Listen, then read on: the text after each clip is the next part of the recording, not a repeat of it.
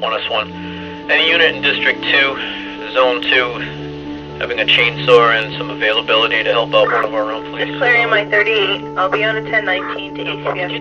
1021-4642, priority 3. Code 2 for a 1055 no contact well-being check on one of Code 2 our for this own. location. Could I have a unit 1025 with me for Code 2? Bring in some water.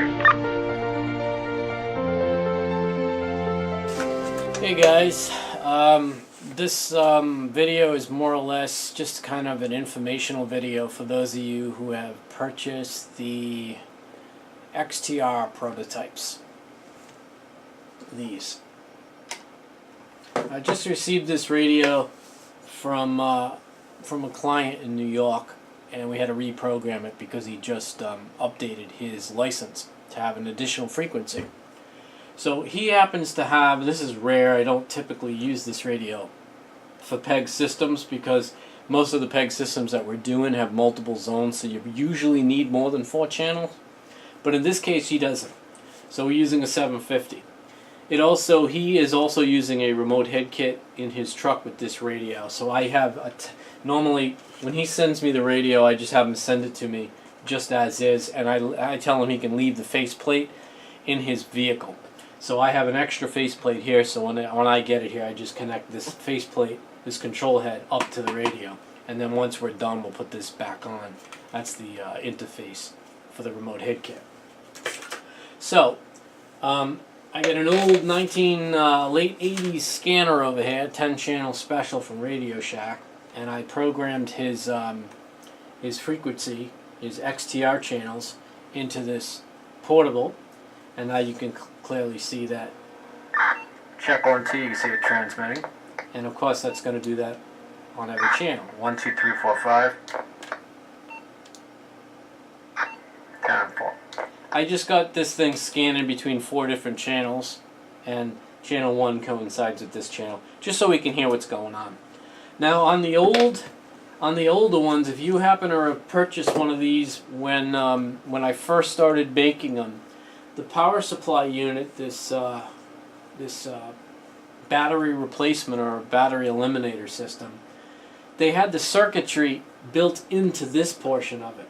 In later models they changed it, unfortunately, and they put it inside of the cigarette lighter plug. Now here's a newer one. You see I had no choice because on the newer ones they moved the printed circuit board controller from the inside of this, and they put it inside of the cigarette lighter plug adapter. So I had no choice. I had to modify the cigarette lighter adapter instead of making the necessary connections inside of here, which kind of stinks because I have no other option other than to put pigtails here and allow you to plug it into the power cord.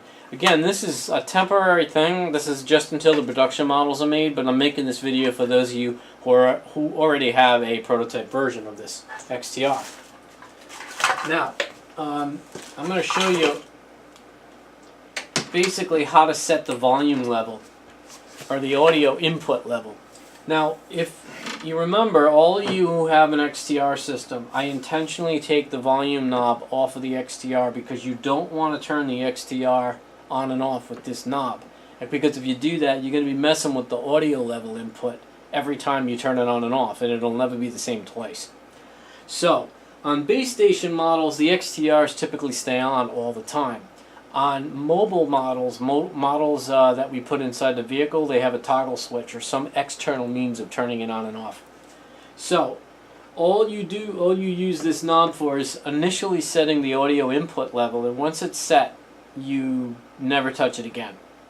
And I'm going to show you how to do that. Now, this is no scientific way or anything of actually adjusting it. It's just an easy way of initially setting up the audio level. And what the goal here is you want to match the audio level going in from the portable to what it would sound like on the microphone. So the first thing you want to do is put something on the frequency that it's transmitting on so you can actually hear yourself talking. Now, this is probably a little bit easier with 2 people. You got one person talking in a different room and another person listening and adjusting the volume, but it certainly can be done with one person.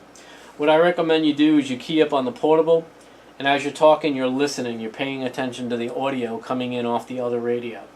And then you unkey your portable and you key up on the microphone of the radio. And what your goal is to match the audio so that they're at the same level. They're going to sound slightly different because the audio matching is a little bit off between the XTR and the mobile microphone. They're slightly different. They're different impedances, but they're also a little bit different in terms of the way they're set up. So the audio quality, it's going to be good. It's not going to be perfect. So they're not going to sound exactly the same. But the focus here is to get the audio levels the same. So if I key up on the portable, you want to pay attention. 1, 2, 3, 4, 5, 5, 4, 3, 2, 1. 1, 2, 3, 4, 5, 5, 4, 3, 2, 1. Audio level wise, they're pretty much the same. If you needed to lower it, you can turn this down or turn this up, and that will change the input level of the portable. I'll show you. Check 1, 2. If I lower it, obviously I'd fade out. If I bring it up, 1, 2, 3, 4, 5, 5. I can actually go way too loud where it's distorted. What we want to do is have that happy medium between clarity and loudness. And basically we use the microphone on the radio's audio, and we just compare the two to get them as close as possible. So again, I'm going to try to tweak this. 1, 2, 3, 4, 5, audio check. 1, 2, 3, 4, 5, audio check. They're at the same level. You will notice, though, if you need to adjust it, you can go up and down, but you will notice that the audio sensitivity is a little bit better on the microphone. That's why we're getting just a little bit of that feedback. It's because it's higher fidelity. So there's more treble in the microphone direct than there is going through the portable. It's slightly muffled on this, just a little bit. It's more than acceptable, but I just wanted to point that out. I am more than aware of that problem. It's not really a problem though, but again, you're not trying to match the audio timbre, you're trying to match just the level. And I think we got that now. Check 1, 2, 3, 4, 5, 5, 4, 3, 2, 1. Check 1, 2, 3, 4, 5, 5, 4, 3, 2, 1. So they're the same level. And that's where you would leave it, and you wouldn't touch this volume control or the audio level input on the XTR anymore. Again, you would want to turn it on and off in a mobile situation with a switch instead. And you do that by basically putting the switch directly on the power line.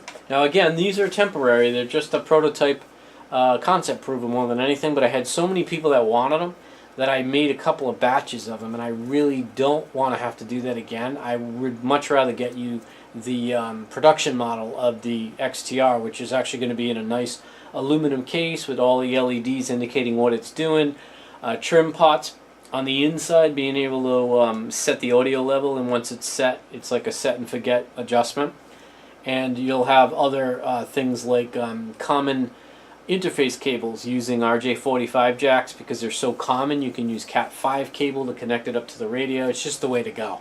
So this is, like I said, a temporary thing, but I don't think I ever showed you any videos on adjusting the audio level input. Now the last thing I'm going to mention, and I can't actually show you, but I'm going to warn you. Well, I guess I could show you this one.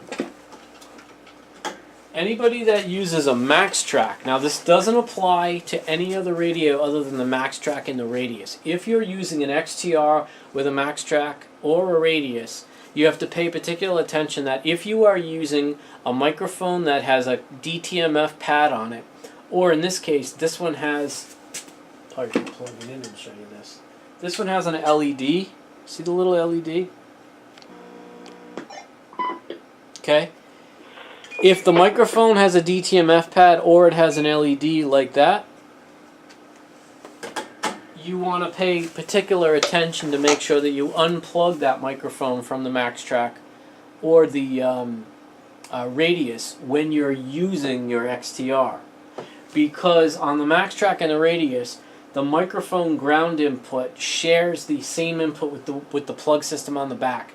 So if you were to have the microphone, a DTMF mic or a LED microphone plugged in to the Maxtrac or the Radius, and you were to turn the XTR and go out, you would notice that the audio level, regardless of what the volume control was tuned to on the XTR, the volume level on the out that you're monitoring on the low band side would be much, much lower, about half of what it should be.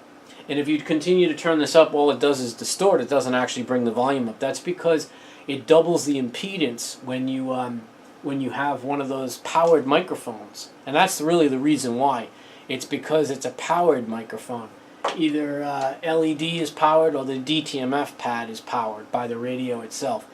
And it shares a common connection with the connector on the back of the Maxtrac. So I just wanted to point that out. If any of you are planning on using a DTMF mic or a microphone with the LED in it on the Maxtrac while using an XTR, you have to remember to just simply unplug the microphone from the Maxtrac when you go to use your XTR. Otherwise, you're going to have a major attenuation in audio.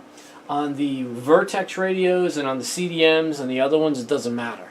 There's an isolated wire back here that has nothing to do with the powered output on the mic jack to power up those microphones, so it doesn't apply.